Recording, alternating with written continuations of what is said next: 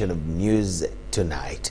We'll start with a look at the top stories and then later the news in detail.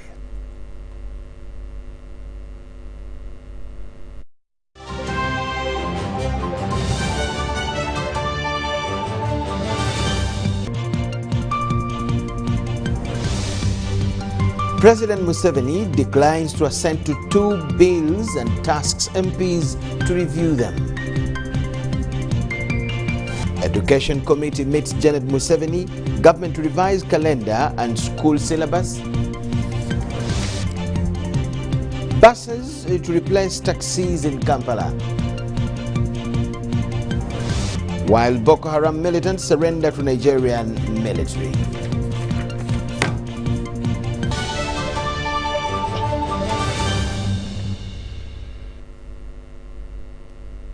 Yes, it's news tonight. Welcome aboard. My name is Michael Jordan Lukomwa with Elizabeth Nakakoni.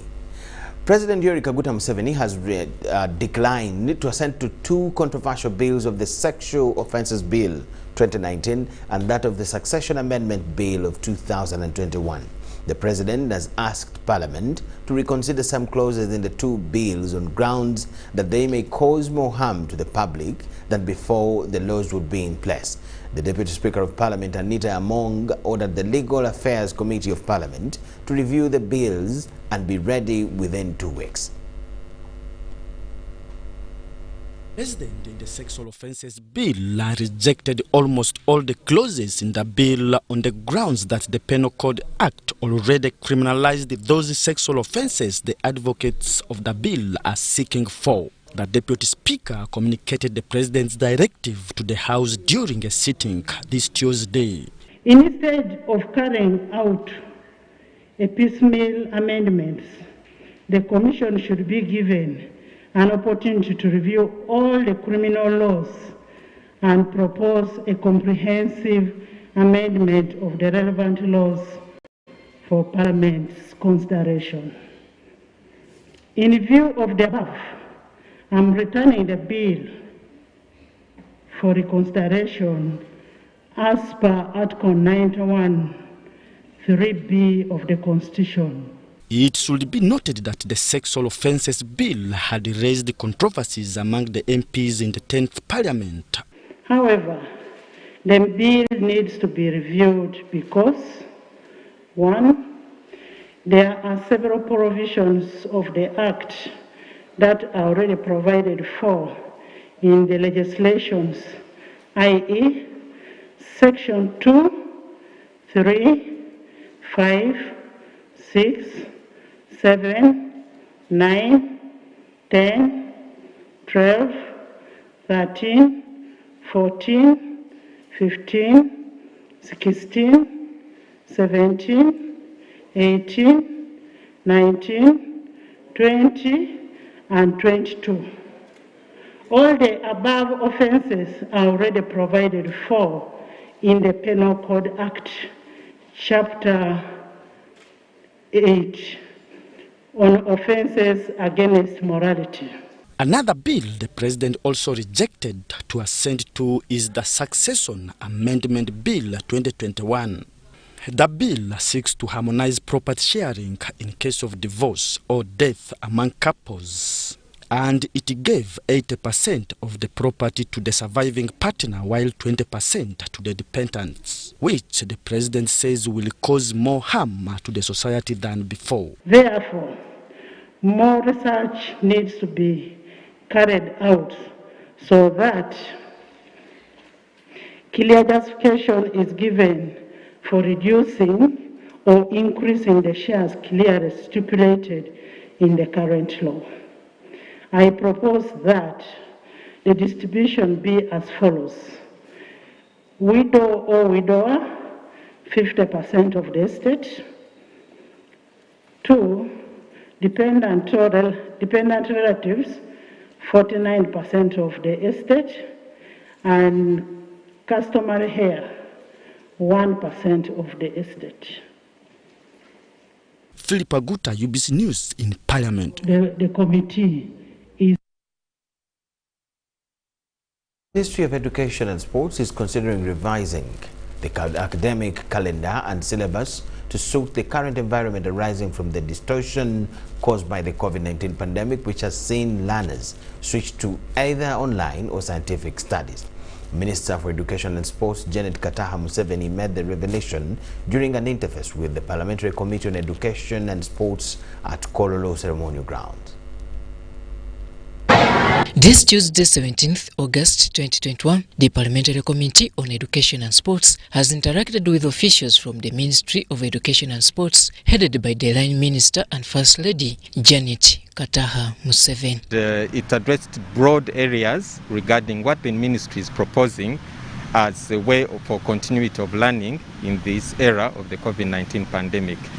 Basically, it's resting around 7 proposals. The key response. One is a multi-sectoral approach, working with other sectors in our efforts for continuity of learning. In a meeting held at Kololo Ceremonial Grounds in Kampala, according to Dr. Dennis Mujimba, the ministry's spokesperson, the discussion was squared on the resumption of schools. And there are a couple of measures that she proposed, and one of them is that we need to make the head teacher or the head of the institution more accountable, not punishable, and not responsible for infections in the school. But the head teacher should really ensure that the learners and the teachers are observing the SOPs. The head teacher should ensure that there is surveillance reporting to the district task force on a daily or weekly basis.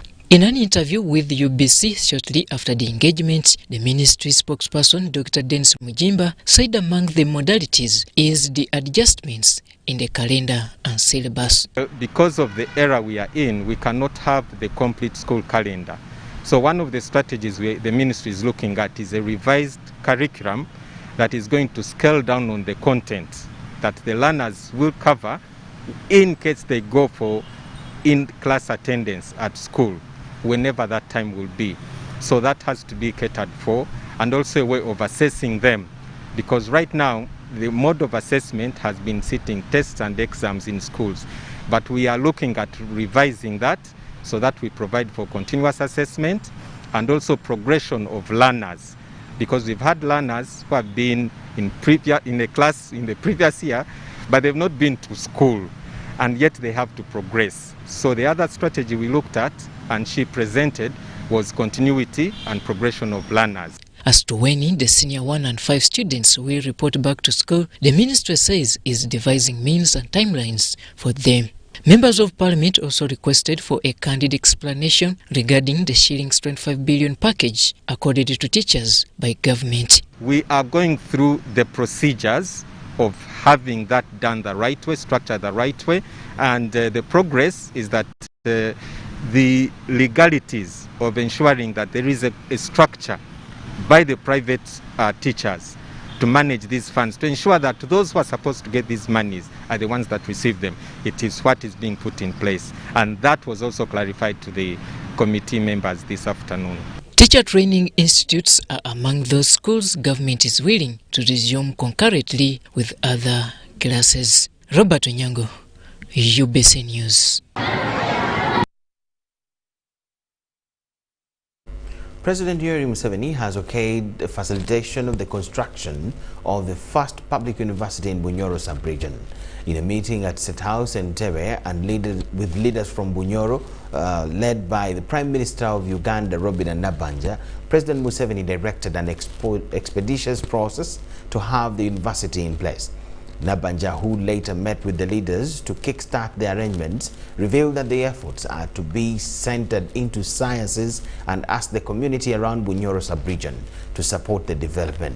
Among the leaders who attended the meeting was Bunyoro Kingdom Prime Minister Andrew Byakutaga Atenyi and the chairperson of Bunyoro Parliamentary Caucus, Jacob Karubanga, as we see in this report.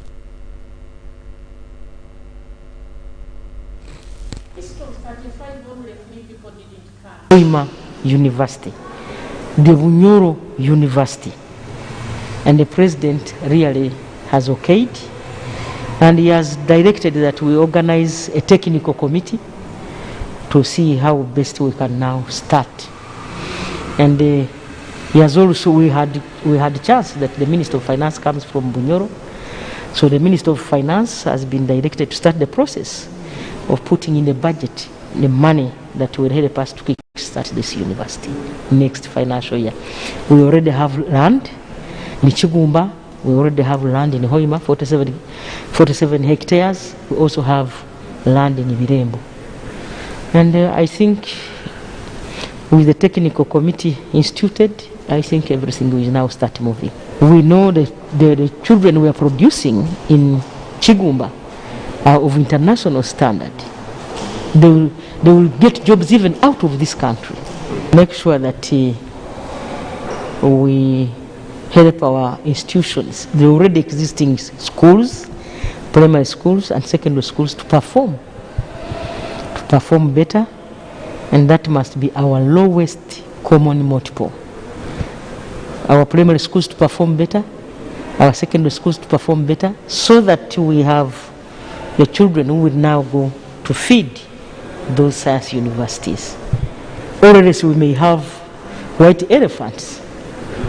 We may have the universities, but when children are coming from other areas or even outside the country, yes. So it's very important that we mobilize our people. First of all, people should have incomes. They should have household incomes to enable them to take their children to school and therefore be able to benefit from this university. So these are some of the issues we have agreed upon as leaders, to go back and mobilize our people. But to us, mainly as the Bunyoro Kingdom, we are very grateful really for this achievement, because this has been His Majesty's wish to have a university in Bunyoro. Actually, it's going to be a collegiate model, which he actually agrees with. For example, at Kigumba Cooperative College, we are going to have the oil and gas engineering and business classes related to marketing of oil. And that is because there is Kigumba Petroleum Institute, UPIC, and Kigumba Cooperative College, both of which have land, human resource, and physical infrastructure like buildings to facilitate the teaching and learning. For Hoima sub-region, of course, the Kigumba site is there for the Greater Masindi sub-region, which includes Kiriandongo district, Masindi district, and Ulisa district.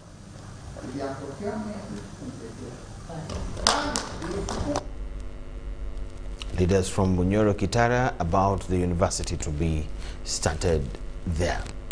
President Yoweri Museveni warned security forces that on the use of excessive force while dealing with members of the public, and as well discouraged torture as a means of gathering information from suspects. Fred Egesa, a security expert, believes that lack of discipline, command and control is the virus disorganizing security operations, especially within the Uganda police. He had an engagement with our own Ivan Kahwa, as we see in this report. It is on rare occasions where policing turns out a success without traces of harm, injury or even death. This has over time raised public outcry on how law enforcement is handled, henceforth painting the security image black. Many are in the spotlight for using excessive force while dispersing rowdy civilians, conducting arrests and giving orders.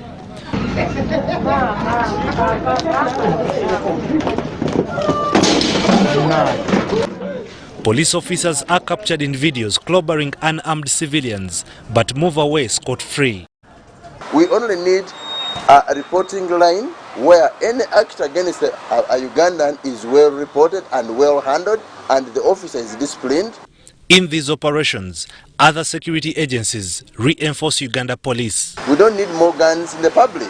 We only need more intelligence. We only need more involvement of Wananchi into their own intelligence. The police, mostly those on operations, survive on day-to-day tokens from lawbreakers. Just do a research. If you say there is no grabbing borders, there is no what, don't extort, before you reorganize them, they will die of hunger. So what do we do? Fred Egesa, a security analyst, believes that lack of discipline, command and control is the virus eating up Uganda police force.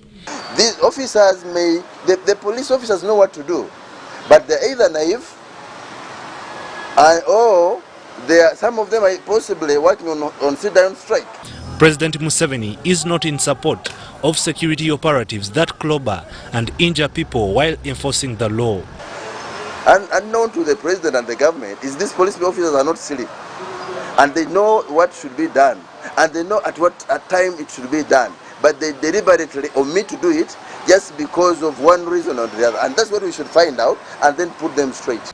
On the other hand, Fred Egesa terms the acts of torturing suspects to extort information as barbaric and primitive. Maybe what they would say is we need much more time other than the 48 hours to deal with this person, but respect, okay, you may take out his rights of movement, but greatly respect him, greatly respect his human rights, and of course the Constitution. But what needs to be done to reverse and regain the image of Uganda Police Force? The president has to set up what we call like think tanks from externally from different people. Let them look at police, let them study the police, unlike the 17th Commission. Let them recommend what should be done around the police. The Inspector General of Police, upon the President identifying unprofessional acts of police operations, commits to effective implementation of police obligation under the anti-torture and human rights enforcement laws. Ivan Kahwa, UBC News. Nakawa Grade 1 Magistrates Court has directed the defense legal team in the case involving the attempted murder of General Edward Katumba Wamala to address the issue of accessing their clients while in prison to the prison authorities. This follows plea from the accused's legal team to court to allow them access the accused while in prisons to enable them prepare their defense in their bail application they filed in the High Court Criminal Division.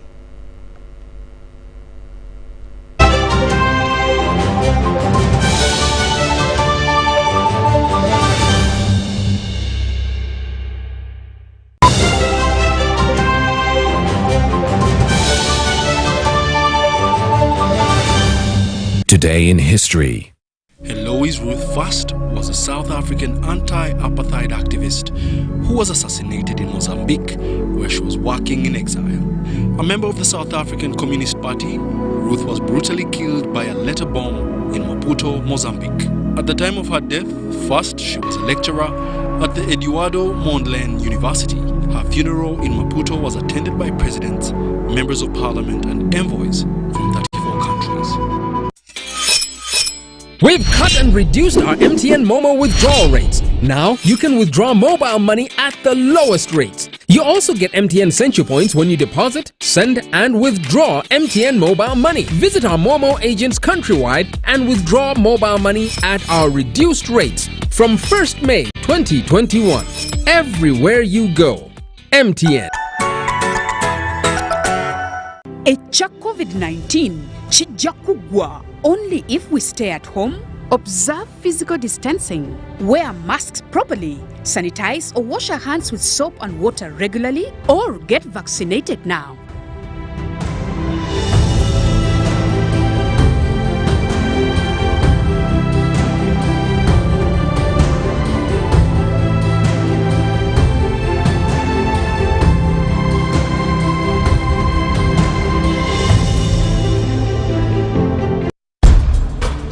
Blood is needed every 2 seconds. About 1 out of 7 people entering a hospital need blood. Blood donations are more necessary than ever during the current COVID-19 pandemic. And the safest blood comes through voluntary unpaid donation from people like you and me. Uganda Broadcasting Corporation, in conjunction with the Uganda Blood Bank, invites members of the public to join its staff on 19th and 20th August 2021 in the UBC Gardens as they donate blood to save lives. All standard operating procedures will be followed during the exercise. Since blood cannot be manufactured, excuses never save a life, but blood donation can.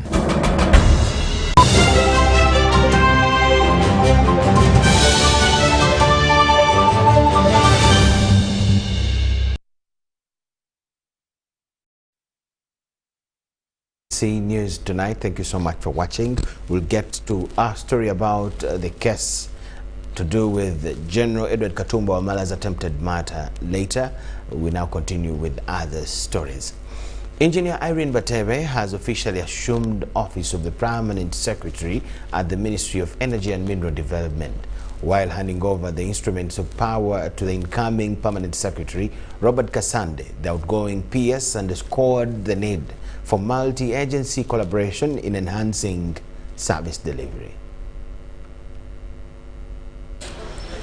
After serving in different ranks at the Ministry of Energy and Mineral Development for over 3 decades, Robert Kasande, the former Permanent Secretary, is now out of the ministry, and in comes Irene Batebe. Kasande was recently posted to the Ministry of Justice and Constitutional Affairs, had served in the position of Permanent Secretary for 4 years. I can tell you without evidence that I'm 100% sure your coming here was not through a lobby. Your coming here was not through a godfather, but because you caught the eye of His Excellency the President. Or a godmother for that matter. And that doesn't happen every day. So I encourage all of us that as we supervise people, as we work with people, to give them that exposure.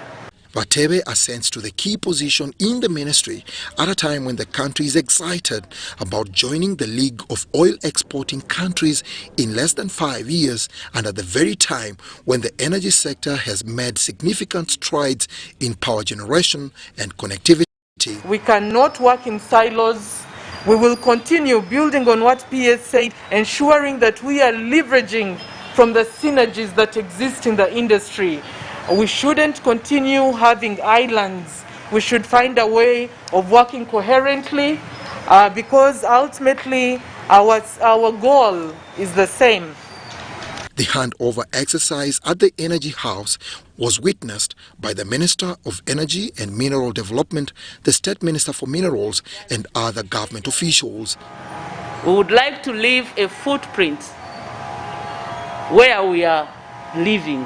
We leave a footprint, political footprint, social footprint, so that people will say, oh, they delivered. And it is that footprint that determines where your next deployment will be. Kasande and Irene Batebe had worked together in the sector for a decade. As the two begin their tour of duty at 2 key government ministries, collaboration is emphasized. So we are looking for continued working relationships with you. Unfortunately, you have your colleague here. It is going to be an easy job. I wish all of you a good tour of duty. Yours is moving around. It's no longer technical when you reach a level of PS. Dennis Igor and Juman Samba for UBC News. Public Procurement and Disposal of Public Assets Authority has launched the electronic government procurement system. It will strengthen accountability by enhancing transparency and improve access to information from a central source. This year, government rolled out the electronic government procurement system with an aim of enhancing competition, transparency, accountability and sustainable economic difference in 11 selected entities as a pilot project. To date, the web-based tool exists to promote service delivery through effective regulation of the public procurement and disposal system. The system will also lead to minimum physical interface between the bidders and government officials. That is very important, because currently bidders run all over the world, all over the country. So this business of running to entity to look for the tender board document, and maybe some pages are missing for one bidder, and for others maybe it's a complete document, it is ceasing. Benson Turami says this has started yielding results as the gaps that were failing them have ceased. PPDA is optimistic that by the end of 2023, the new launched electronic government procurement will be common to the users. The process is automated. You can access the bid opportunities online if you are a bidder. As I mentioned, you can access the procurement plan there. When there is a bid opportunity, you access it. Turami has appealed to all entities to embrace the new innovation as the country builds its technological capabilities. We need maximum competition. And this maximum competition will generate reduced costs of doing business or of contracts. Shaidat Nasaku, UBC News. 15 people have died over excessive consumption of local brew, commonly known as waraji, and more than 50 are hospitalized in Karenga district. The resident district commissioner Karenga Mpimbaza Hashaka has cautioned communities against consumption of waraji or else risk death.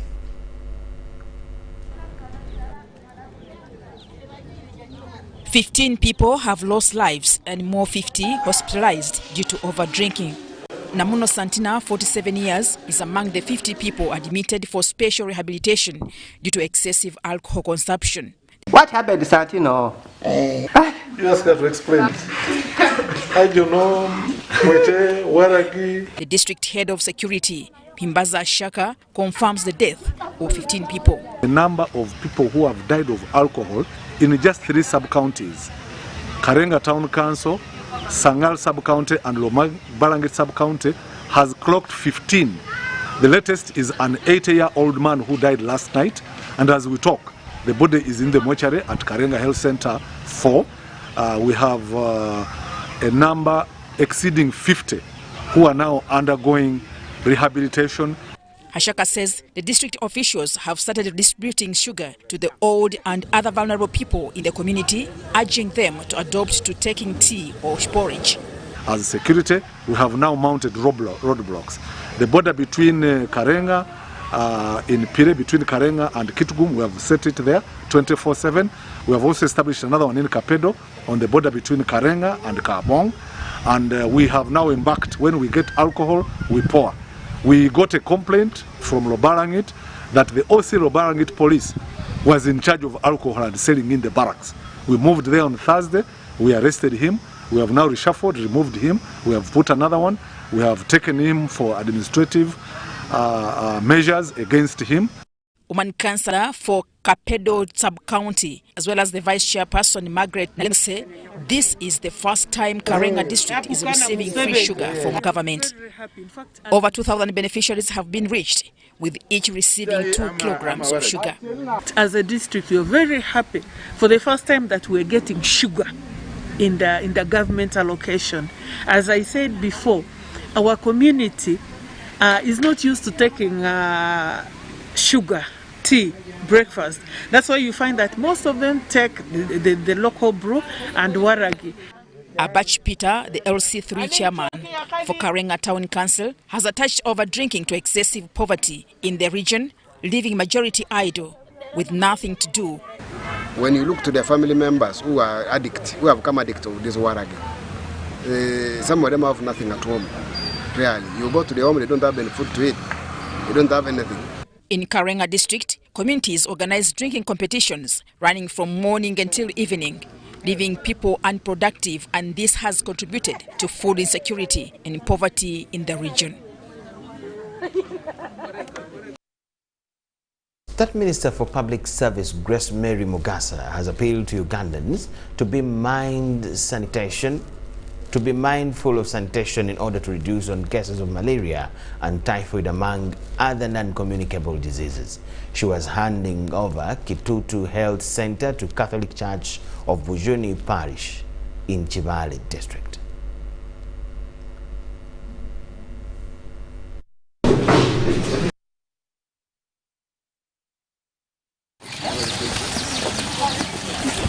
Residents of Karama sub-county in Chivale district have received a Kitutu healthy facility built by MS Co-Development Foundation and brings healthy services closer to them. Habo kuba tubetu n'obuzibu bwo kuzumwirwara ukakibare abantu batine transporta ushanga bumwe bakazi benda nenda nibwe nibazarira ha mihanda. Semerero muno habo kuba tubaire twina obuzibu bwingi muno obukutuburamu ngo burwaire omubantu State Minister Public Services Grace Mary Mogasa commissioned the facility and called upon residents to mind about sanitation. I've noted that the latrine coverage is only below 60 in this area. So it creates a lot of bad diseases by not having toilet facilities. Typhoid, cholera, and other bad diseases. So this facility is going to help these people around here, and I know they will benefit a lot from it because it is a walkable distance and it is easily accessible. The proprietor of MSCO Development Foundation, also area member of Parliament, Dr. Emily Kugonza, says the facility costed over 400 million. To take up this pass, not only with the Catholic Church, because as you know, we gave our second health facility, which is Health Center 3, to the Anglican Church. We handed over Maisoko Health Center 3 to government. We have handed over Itomel, which we constructed fully, to the Metojo Catholic Parish. We have others in the line, like Mutagata Health Center is under construction, and we'll be handing it over to Kasimbi, a Catholic parish. So for us, we are looking at continuity and looking at people that are best fitted. And for us, we continue in just creating the opportunities for these agencies or organizations that can better manage the facility. Uyanja Kampala residents, club members donated a medical tent to Chibale Health Center 4 as an isolation unit for COVID-19 patients. There are many needs, of course, but surely this is a push.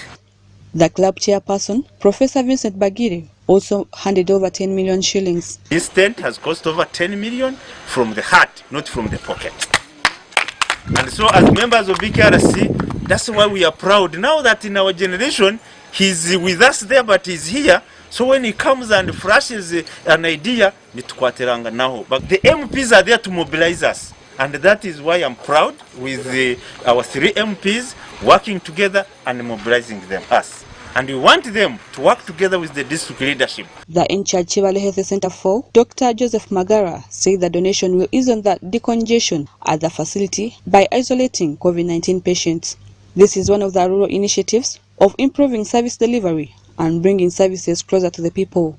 But we will do our best all the time to lobby for everything and anything that can make a contribution to the transformation of this area. And that is a commitment, it's a pledge. Of course, we'll continue lobbying. Nelson Akatohurira compiled this story for UBC News. Take you to that story of ours about the case involving the attempted murder of General Edward Katumba Wamala and the legal team for the suspects. The 8 accused persons in the attempted murder of General Edward Katumba Wamala, murder of his daughter Brenda Nantongo, and driver Haruna Kayondo have again appeared at Grade 1 Magistrate Court, this time via Zoom session. Out of the 8, we have managed to see 7 on video link. 1 has not appeared, and I informed court about that concern.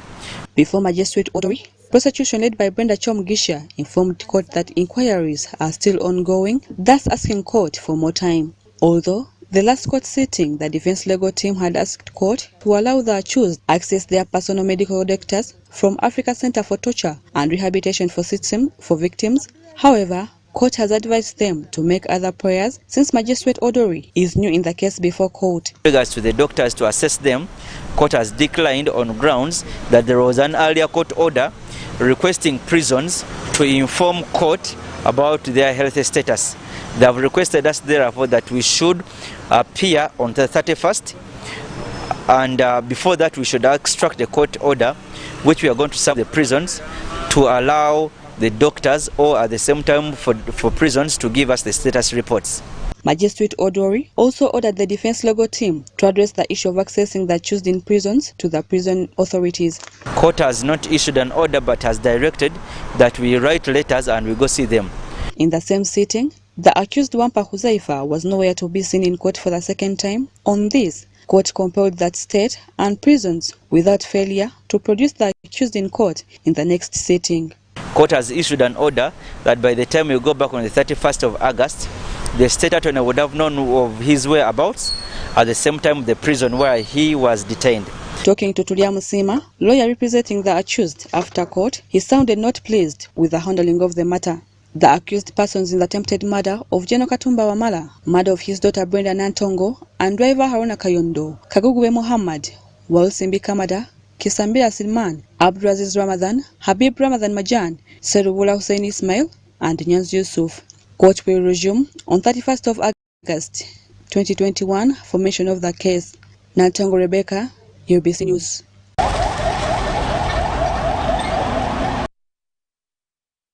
Palace District Authorities, I beg your pardon, Lira High Court has granted leave of withdrawal of the election petition after a successful out-of-court mediation led by Bishop Emeritus Alfred Ochuro Kodi from West Lango Diocese. The former Lira City Mayor candidate Michael Gwang had petitioned City Mayor Sam Atul and the Electoral Commission challenging Atul's declaration as winner of Lira City Mayor seat early this year. As Eddie Olwa reports, in the interest of peace and reconciliation, the petitioner applied for the withdrawal of the case and was granted by the Session Judge Justice Vincent Emi Mugabo. The duo agreed to work together for the development of Lira City.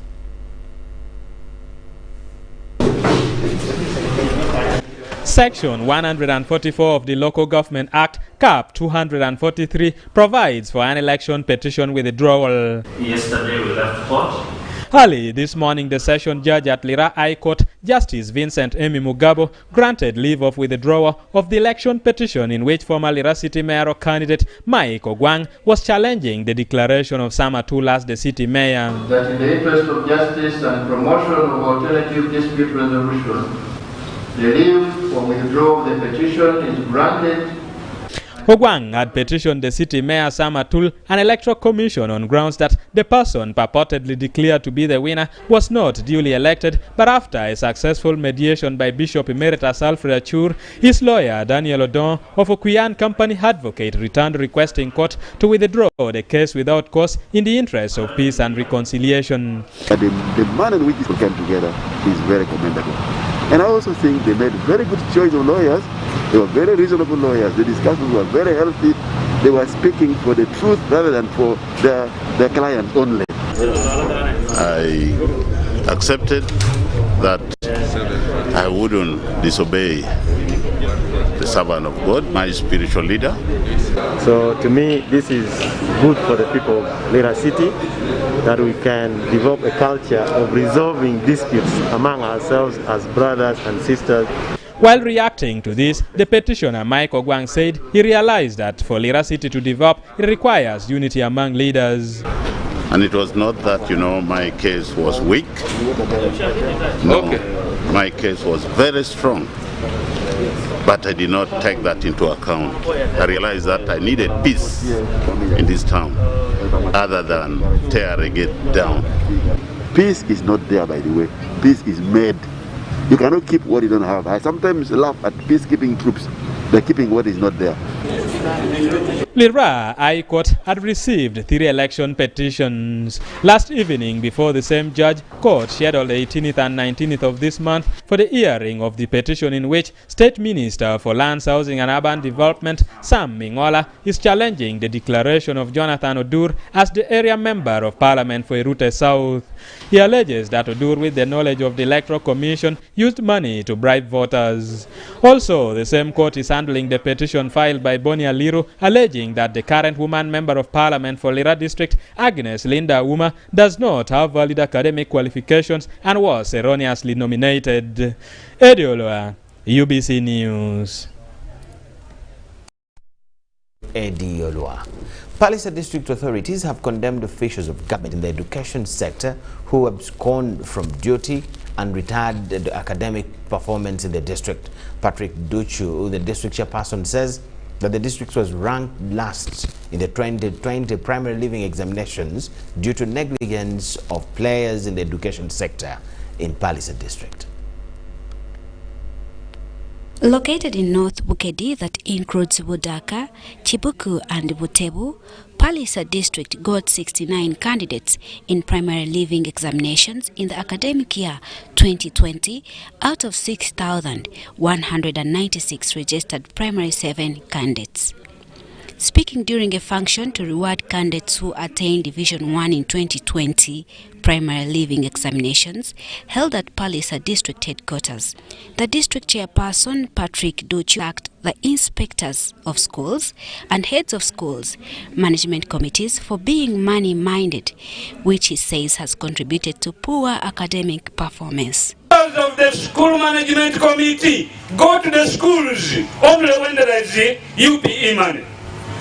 And when they go there, they go to squeeze the head teacher. How much is our share? That is wrong. The initiative to reward the candidates who passed in first division was spearheaded by the Palisa District Woman Member of Parliament, Kala Kevin Ojinga, with the intention to encourage learners to work hard for better grades. In one of my manifestos, I pledged to reward the best performing pupils who excel and get Division 1. We managed to get 69 students who scored in Division 1. Each pupil has gotten a mattress, a blanket, and 5 counter books and 5 pens. Candidates who got rewards include Okoi John Fortunate and Kataike Josephine, who scored 7 and 8 aggregates, commended the legislator for the kind heart.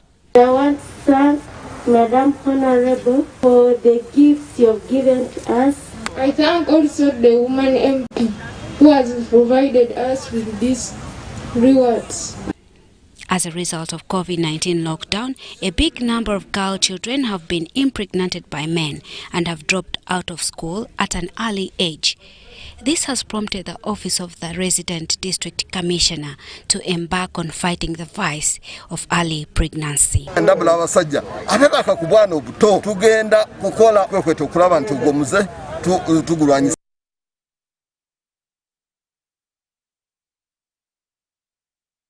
Machindia Grade 1 Magistrates Court before Magistrate Basameda Sara has charged and remanded the famous court bailiff Moses Chirunda to Chitalia government prison on charges of murder. It is alleged that Moses Chirunda and the UPDF officer Major Nelson Max Chatuka unlawfully murdered Ewan Mugwanya Majid, a resident of Chitunzi Zone in Lunguja, Rubaga Division, Kampala.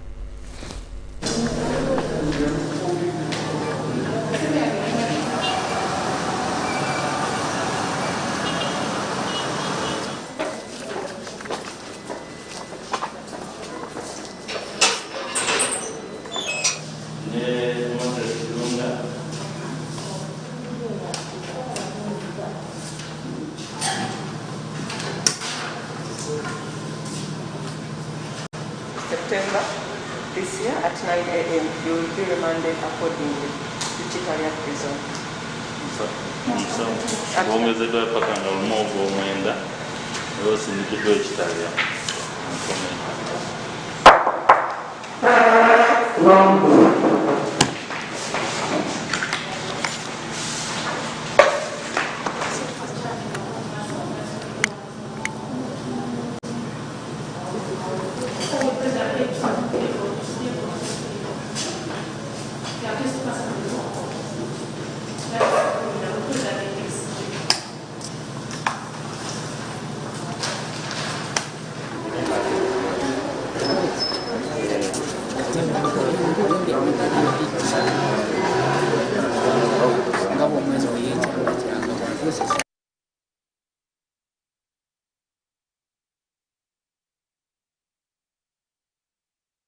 We thank you so much for watching. This is UBC News Tonight. We're taking a very short break. Do not miss what we have on return. Thank you for watching.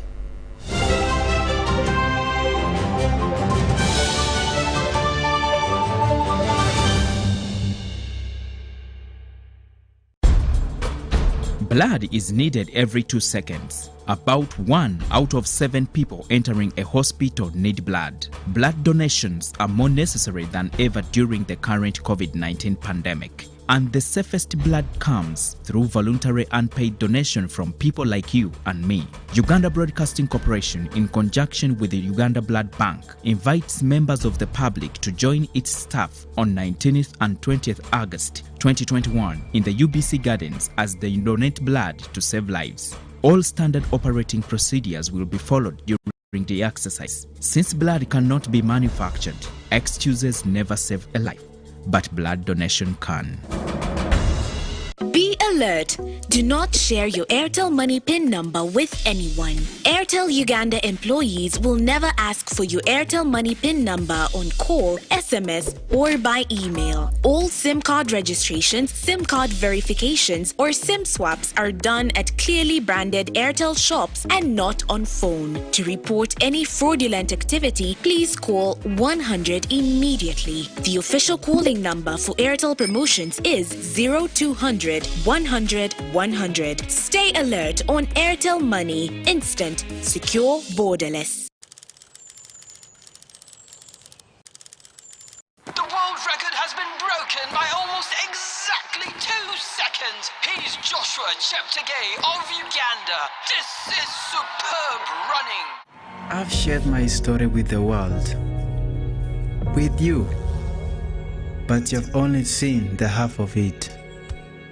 Because to truly know and appreciate my story, you will have to see it for yourself. My home, my Uganda. From the breathtaking waterfalls of the Nile to every beautiful sunrise and sunset. From the amazing blankets of green to the priceless treasures that lie within. Along the way, I have made some unusual friends. The world-famous silverbacks.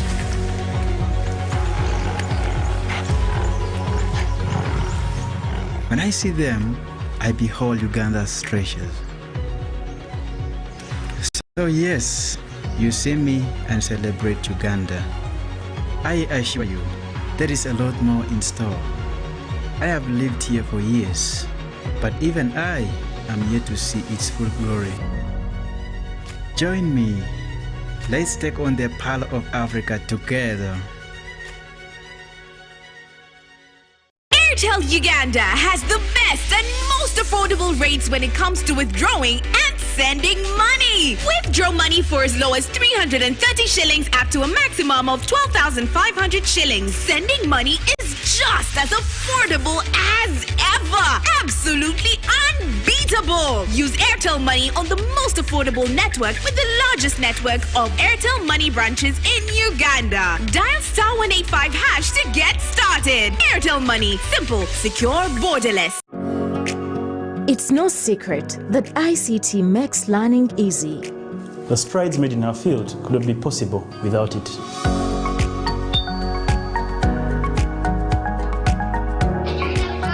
And now we can watch our favorite shows. My radio is my best friend. UCC provides an enabling regulatory environment and policy guidance for healthy competition.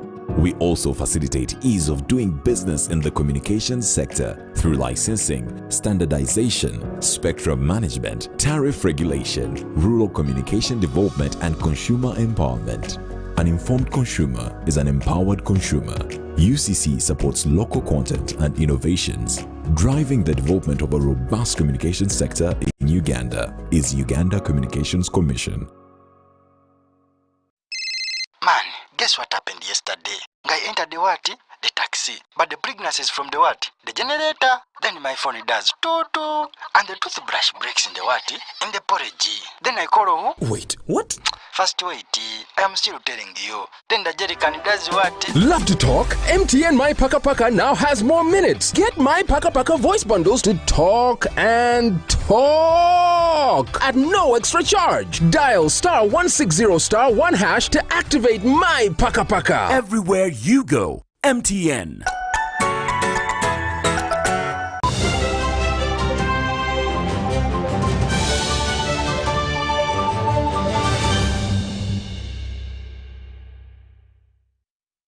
UBC News Tonight. We now talk business. Kampala Operational Taxi Stages Association (KOTSA) have critiqued the proposal of introduction of buses to replace taxis in the Kampala city without conducting consultative meetings with the stakeholders.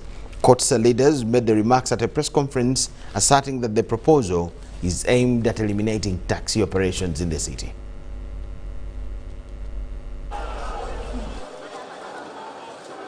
The taxi business in Uganda is among the businesses that have been in existence for some years, and their proposed replacement with buses has raised concern. Despite efforts of maintaining the guidelines set against COVID-19, legislators say the business has been hit hard and are now worried of a move to replace taxis with buses. Taxi operators have appreciated the development in the transport sector and welcomed players in the business, but their suggestions have been rendered useless. Abantu abegwanyiza nti bwe tusindikiriza bano abataxi ne bavaawo ne tulimba muzeeyi nti abataxi balwana bakola ki bo batutwalako message ezisinga obukyamu ze baloopayo then nga bo bagamba muzeeyi nti abataxi baveewo bwe bavaawo tujja kumanaginga bulungi tugenda kuleeta cashless machines abantu nga tebasasuza ssente tugenda ebintu ebifaanana ng'ebyo naffe tusobola okubikola singa batuwa mwaganya. Sechindi also called for the need to speed up the process of finalizing works in the old taxi park to decongest the new taxi park. He says the congestion in the new taxi park contravenes the COVID-19 SOPs. Babirwanyisa bwandike ebbaluwa egende wa president bagituulira butuulizi tebaagala emutuuke kubanga bo balina ebyabwe bibayisaawo. Ekyo kye tusaba nti naffe tufune omwaganya tutuule mu maaso ga president n'abatondeka wali tubabuulire bye twagala. Bwe baba babisobola babikole bwe banaabikola then tujja kubaviira mirembe kubanga bajja kuba bamaze okutusasula naye byokujja obubuzi ne bagamba nti muveewo mugende mu district 5 twagalamu emmoroka 2,000 ate zirina kubanga zigenda mu biguudo bya ttaka zijje zivujjirire zino ezaffe nedda. Moses Maweje Birungi, the association spokesperson, says Chira Motors needs to assemble ordinary taxis to which they say has a stable market. The proposal of Tondeka bus project is intended to operate in a radius of 20 to 30 miles without taxis. Sudat Kaye, UBC. Farmers have been advised to form constructive groups for easy adaptation of the current technology. Makerere University College of Health Sciences have come up with the proposal of creating community agricultural hubs to enhance quick access to modern agricultural methods. The move to mechanize Ugandan agriculture is being piloted by the government of Uganda and non-state actors, though the uptake still demands a lot. Extending modern agricultural practices to the micro farmers is among the neglected fields, hindering the adaptation. We are proposing an innovation that actually uses latest advances in technology, including artificial intelligence, large data modeling, machine learning, use of robotics, to be able to support farmers at all stages of the value chain. Experts are proposing community hubs per parish to extend necessary support to those in need. This is expected to change the trend of farming into commercial agriculture. Actually be able to use that community hub and of course as time goes and as farmers see the potential of this technology to enhance their agricultural activities and improve productivity, then we will start to see an increase in the individual acquisition of this technology. Forming constructive farmers groups is another opportunity for micro farmers gain access to the modern agricultural technologies. Using these highly intelligent techniques to disseminate the information to farmers. And when they've joined groups, then maybe from these groups they can be able to access whatever their colleagues have. There are several challenges which affect agricultural technological advancement, ranging from illiteracy rate, inadequate capital, and lack of information, among others. Different forms of technologies that have been developed, they should, the government and the technical team and the different stakeholders that are supporting the agriculture sector should help as much as possible to translate some of these technologies into local languages so that even the person who is down there can be able to benefit from these technologies that come up. Abdul Nasir Lobwama, UBC News. Ministry of Energy and Mineral Development has been tasked to draft the Mining and Mineral Development Bill to monitor mining activities in Uganda. Buheju County Legislator Francis Wijuche made the revelations during a capacity building meeting with Buheju local leaders. Artisanal miners have been cited overusing rudimentary tools and approaches that are dangerous to the environment and the surrounding communities. This has propelled leaders from Buheju district to consider coming up with enabling bylaws to identify artisanal and small-scale miners. But they use approaches that are dangerous to the environment, that are dangerous to our people. And therefore, as leaders, we can't just sit there as we see that happening. We are legislators. We are lawmakers. And therefore, you know that currently, we are involved in coming up with enabling laws to recognize artisanal miners. Francis Mwejuche thanked authorities for suspending the Mineral Protection Police Unit, which was a disaster in Buheju. He also cited a challenge of foreign companies gaining at the expense of the local people. That with the new administration in the and command in the Mineral Protection Unit, we shall have an end to illegal evictions. We shall have an end to these extortions, where these officers are extorting money from our people.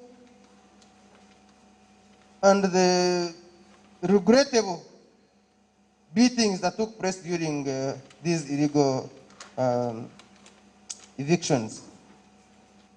So we can no longer allow people who come and run through the potholed roads, come and pick the gold and run away and catch the next flight.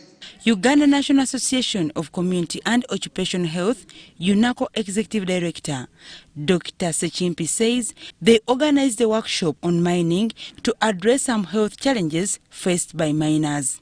So we are really middle persons. Our main role is if they can be well organized and they do good business and they do it in a healthy way, then we shall be promoting the health of the miners in Buheju, but in the same way also for the other miners in the country. Tasked with the responsibility of sensitizing miners about their health, Lydia Arnaitwe, a resource mobilization officer at UNACO, warned miners on the use of mercury. It's okay to process gold, but it is also wrong. It is wrong to use the wrong method to process it, because at the end of the day, you will not enjoy the wealth you're going to get out of it. And as Free Your Mind project, there is a method we are promoting where they can process gold without using mercury. You can use borax. Because you're the commissioner we have here right now, I'm Engineer Kedi, to get ready, because after now. The training of Buheju local leaders on mining aims at protecting the public against harmful chemicals. Dorcas Kimono, UBC News.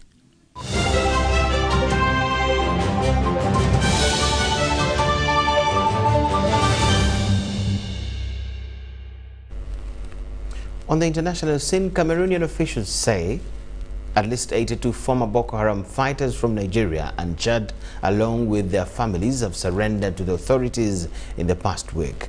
Authorities said that the latest among hundreds of the militant Islamists who have been defecting since May, when the group's leader was killed. Cameroon plans to deport the former fighters as the influx has overwhelmed rehabilitation centers along the border. Some analysts are saying this might just be the turning point in Nigeria's decade-long war against the Boko Haram insurgency. The military says in the past 2 weeks alone, over 1,000 insurgents and their families have surrendered to its troops in different locations in Borno and Yobe states in northeast Nigeria. Notable among them are the notorious Boko Haram terrorist bomb expert named Musa Adamu, aka Mala Musa Abuja, and his deputy, Usman Adamu, aka Abu Dauda. This has in no small measure depleted the Boko Haram terrorist fighting capabilities. The Nigerian military has in recent weeks intensified its operations against Boko Haram and ISWAP terrorists, bombing their hideouts in Sambisa Forest and the Lake Chad Basin area. Security experts say apart from the intensified military operations, the death of the notorious Boko Haram leader Abubakar Shekau and the resulting infighting among the terrorists could also be the reason why more insurgents are turning themselves in. It's significant to note that his demise has left a gap in terms of the leadership of the group. The second thing, which is also very important, is the interdiction military operations that have been ongoing, that have succeeded largely in blocking the supply routes that these groups were using for especially their major essential supplies of fuel, of food, of medicine. So it appears it has put these groups, especially given the fact that it's raining season, in a very difficult circumstances where even to feed and fend for themselves became very difficult. There are expectations that more insurgents are likely to surrender in the coming weeks as the military continues its operations. The Nigerian military recently took delivery of 6 Super Tucano jets and advanced weaponry, which it says will be deployed to combat the terrorists. If we block that ability for them to recruit their membership through the narratives they put out there, the narrative saying government is killing them, government is not providing for them, a narrative of fear. Once we block this narrative or reduce the ability for them to exercise that narrative, then we would have succeeded in reducing their ability to recruit. Repentant fighters are usually thoroughly profiled, and those who are cleared undergo a de-radicalization and rehabilitation process before they are finally reintegrated into the larger society. But those who the government feels have a case to answer are normally made to face justice in a court of law. While people are happy that the insurgents are surrendering in their numbers, there are also concerns raised on whether the insurgents are genuinely repentant and ready to work for peace. There have been reports in the past of repentant insurgents making their way back to their groups and leading attacks against communities they had been reintegrated into. Now, these are concerns that many feel the government needs to address. UBC News Tonight, we thank you so much for watching. That brings us to the end of the ad for you tonight. My name is Michael Jordan Lukomwa with Elizabeth Nakakoni and the whole team. We wish you the best of the night. Bye-bye.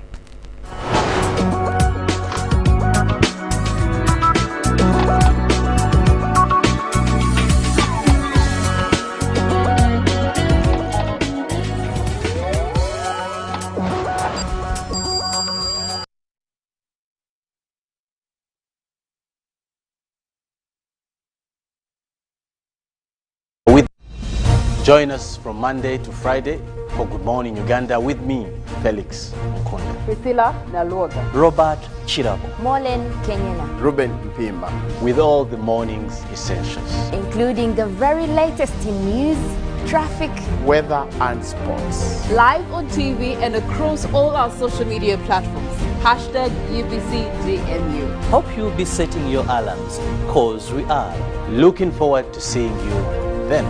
This is Good Morning Uganda.